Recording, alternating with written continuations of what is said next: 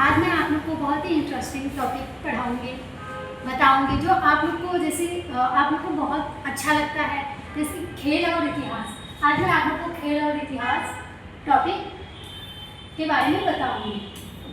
खेलों का इतिहास, खेल का क्या महत्व है मानव जीवन में बताऊंगी। खेल समाज का अभिन्न हिस्सा है, उनका इतिहास जानना जरूरी है क्योंकि यह हमें खेलों के विकास और उनकी संस्कृति भूमिका को समझने में मदद करते हैं। जैसे कि मानव की जो शारीरिक विकास होती है उसमें खेल का अहम महत्व इम्पॉर्टेंट है। उनके मानसिक विकास में जैसे कि कोई खेल खेलते हैं तो एक साथ जो ग्रुप बनता है वो जो डिसीजन लेते हैं उससे उनका मानसिक स्थिति जो है वो स्ट्रॉन्ग बनता है। सामाजिक विकास, उससे उन्हें ये भी समझ में आता है, उन खेलों की मदद से उनको ये भी समझ में आता है कि किस तरह समाज को डेवलप करने में, विकास करने में क्या क्या आगे निर्णय लेना चाहिए, ये समझ में आता है। भावनात्मक विकास, उनमें भावनात्मक विकास भी होता है। नैतिक विकास, शिक्षा बहुत, जैसे कि खेल में एकत्रित रहना, एक ध्यान लगाना खेल में, उस तरह वो शिक्षा में भी ध्यान केंद्रित कर सकते हैं। स्वास्थ्य लाभ भी होता है खेल और इतिहास में। जैसे कि हम अब देखेंगे कि भारत देश है उसमें खेल का क्या क्यों इम्पोर्टेंट है। खेल जो है भारत की संस्कृति को समृद्ध किया है। यह न केवल मनोरंजन का स्रोत बल्कि अनुशासन, स्वस्थ जीवन शैली को भी बढ़ावा देते हैं। खेलों का इतिहास जानना इसलिए जरूरी है क्योंकि वो जो हमारा देश कंट्री है उसकी जो संस्कृति है, जो खेल पुराने हैं उसको भी जानने में मदद करते हैं। खेलों के प्रकार, जैसे कि खेल दो प्रकार के होते हैं, घरेलू खेल और मैदानी खेल। घरेलू खेल में आते हैं शतरंज, ताश, पासे वाला खेल, कैरम, कौड़ियों वाले खेल। ये सब खेल हम घर के अंदर बैठ के खेल सकते हैं। और मैदानी खेल जैसे कि कबड्डी, लंगड़ी, अटिया पटिया, खो खो, गुल्ली डंडा, चक्रिया और बैडमिंटन, हॉकी, क्रिकेट, फुटबॉल आदि, ये सब जो खेल होते हैं मैदान में खेले जाते हैं। इनको घर पे बैठ के नहीं खेला जा सकता है। अभी हम देखेंगे कि खेल कैसे, खेल अभी स्टार्टिंग में खेल का भी एक इतिहास होता है। कोई भी खेल अगर आप जानते हो जैसे क्रिकेट, तो उसका इतिहास क्या है, वो कहाँ से आया है, ये सब हम देखेंगे। जैसे कि मध्यकालीन खेल, घुड़सवारी। मध्यकाल में घुड़सवारी एक महत्वपूर्ण खेल था जो न केवल शारीरिक कौशल बल्कि शाही राजाओं महाराजाओं के समय घुड़सवारी का खेल था। तीरबाजी, ये भी जो है तीरबाजी ने युद्ध की रणनीति को सफल करने के लिए, प्रयास करने के लिए इसका तीरबाजी का खेल खेला जाता था। शतरंज, ये भी रणनीति और बुद्धिमत्ता, ये मानसिक विकास का लोकप्रियता हासिल थी शतरंज में। खेल प्रतियोगिता, मध्यकाल में भी खेल प्रतियोगिता होता था, जैसे शतरंज, तीरबाजी, घुड़सवारी का भी खेल प्रतियोगिता होता था।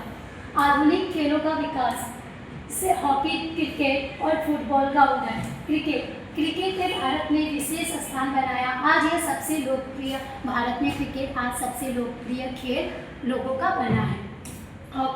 हॉकी भारत का राष्ट्रीय खेल है। इसका इतिहास समृद्ध है और भारत ने कई अंतर्राष्ट्रीय टूर्नामेंट जीते हैं जो इसकी लोकप्रियता को दर्शाता है। फुटबॉल तेजी से बढ़ता हुआ खेल है। भारत ने इस अपनापन लगे और विभिन्न लोगों ने इसे और भी लोकप्रिय बनाया है। जैसे कि आधुनिक खेलों का विकास, आधुनिक काल में जब खेल आया था तो जैसे क्रिकेट, हॉकी, फुटबॉल, ये सब इंटरनेशनल लेवल पे खेलने वाला था। इंडिया को कोई ऐसा खेल नहीं है जो कि इंटरनेशनल लेवल पे था, लेकिन अभी हाल ही में कुछ महीने हुए कबड्डी भी जो इंटरनेशनल लेवल पे आया है। अब खेलों का अंतर्राष्ट्रीयकरण कैसे होता है वो देखेंगे। क्रिकेट, फुटबॉल, लॉन टेनिस आदि का सीधा प्रसारण जो है दूरदर्शन, जैसे इंडिया में क्रिकेट, फुटबॉल, लॉन टेनिस, इसका सीधा प्रसारण इंडिया में दूरदर्शन पर होता है। वहीं दूसरी चैनलों पर पूरे एक ऐसा चैनल है जो पूरे विश्व में एक ही समय में किया जाता है। ये खेल विश्व के कोई भी लोग देख सकते हैं। इन खेलों में जो देश सहभागी नहीं होते हैं उन देशों के लोग भी इन खेलों का आनंद लेते हैं। जैसे कि जो खेल को उतना इंटरेस्ट नहीं देते हैं, उनको खेलना पसंद नहीं है, लेकिन देखना उनको बहुत ज़्यादा अच्छा लगता है, तो देखते हैं। जैसे विश्व कप क्रिकेट प्रतियोगिता में भारत के फाइनल में पहुंचने पर विश्व भर के लोगों ने यह मैच बहुत एंजॉय के साथ देखा। विश्व के दर्शकों ने खेल की आर्थिक नीतियाँ बदल दी है। शौकीन खिलाड़ी सीखने की दृष्टि से जैसे जैसे भारत जो है क्रिकेट में आगे बढ़ता गया, विश्व कप जीता, उतना जो दुनिया का नज़र है भारत पे पड़ा।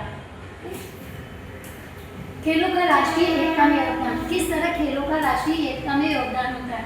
खेल भारत की विभिन्नता को एकजुट करने में मदद करता है। जैसे कि खेल खेलते हैं तो कोई भी खेल एक अकेला व्यक्ति नहीं खेलता है, उसको समूह के साथ खेला जाता है। उसमें कई जाति के लोग भी आते हैं, अलग अलग समूह के लोग आते हैं। तो उससे क्या होता है, लोग एक दूसरे से मिलते हैं, अलग अलग वर्ग के रहते हैं, एक दूसरे से मिलते हैं, एक दूसरे को जानते हैं। उसमें एकता की भावना भी जो है बढ़ती है, भाईचारा भी विकसित होता है। युवा और खेल। खेलों का विकास। युवा और खेल। युवाओं के लिए खेल क्यों महत्वपूर्ण है?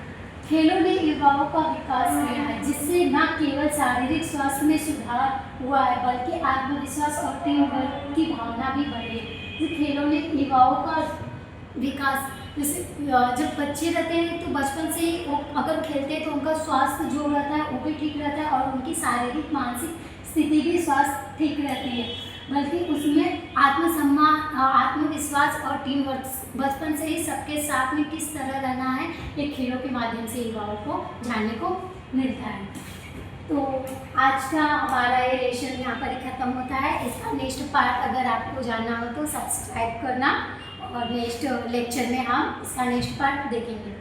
Bye, thank you.